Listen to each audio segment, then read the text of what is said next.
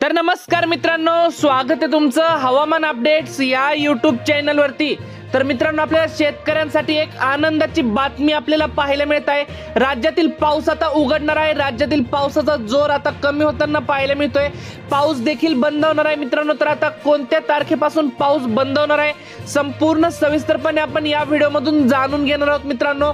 तत्पूर्वी तुम्हाला विनंती आहे, तुम्ही व्हिडिओ पाहताय परंतु आपल्या चॅनलला काही सबस्क्राइब करत नाहीत, त्यामुळे आत्ताच चॅनलला सबस्क्राइब करून घ्या व व्हिडिओला देखील एक लाईक नक्कीच करून घ्या। तर मित्रांनो, आपण बघू शकताय आपल्याला अरबी समुद्रातील चक्रीवादळ तीव्र झालेलं पाहायला मिळतंय। त्या चक्रीवादळाच्या परिणामामुळे आपल्याला आज दिवसभर संपूर्ण राज्यामध्ये, आपल्याला पश्चिम महाराष्ट्रामध्ये तसेच कोकण पट्टीमध्ये आपल्याला पावसाची संततधार आपल्याला पाहायला मिळत आहे। आपल्याला मुसळधार स्वरूपाचा पाऊस आपल्याला कोकण पट्टीमध्ये तसेच आपल्याला पश्चिम महाराष्ट्रामध्ये आपल्याला पाहायला मिळतोय।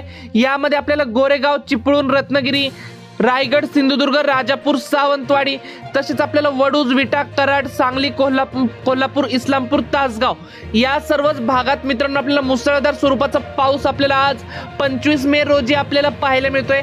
तसेच आपल्याला राज्यात बऱ्याच ठिकाणी पावसाचा जोर आपल्याला कमी होताना पाहायला मिळतोय, पावसाचा जोर आपल्याला उघडताना पाहायला मिळतोय। परंतु मित्रांनो, आपल्याला 30 मे पर्यंत संपूर्ण राज्यात अशाच प्रकारचं पावसाचं वातावरण आपल्याला भाग बदलत पाहायला मिळतंय। परंतु आपल्याला 1 जून पासून ते आपल्याला 5 जून पर्यंत आपल्याला पाऊस बंद होताना पाहायला मिळतोय। पावसाचा जोर एकदम कमी होताना पाहायला मिळतोय। वरुण राजा आता विश्रांतीवर जाताना आपल्याला पाहायला मिळतोय। 1 तारखेपासून आपल्याला पाऊस बंद झालेला आपल्याला पाहायला मिळेल।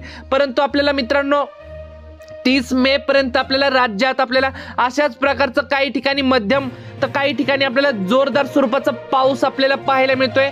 तर मित्रांनो, ही होती हवामानाबद्दल छोटीशी माहिती आवडल्यास आपल्या चॅनलला सबस्क्राइब नक्की करा, तसेच व्हिडिओला देखील एक लाईक नक्कीच करा। धन्यवाद। तर भेटूयात पुढच्या व्हिडिओमध्ये।